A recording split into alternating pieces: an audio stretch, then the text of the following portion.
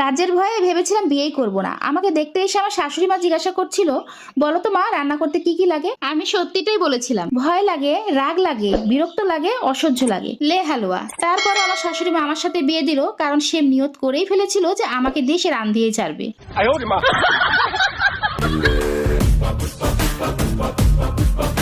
तू कांधे को उठा के चले पड़े न कोई पल्ले आसमां से दो गुना ऊंचा तेरा कद है इतनी गहराई तेरी सागर की क्या हद है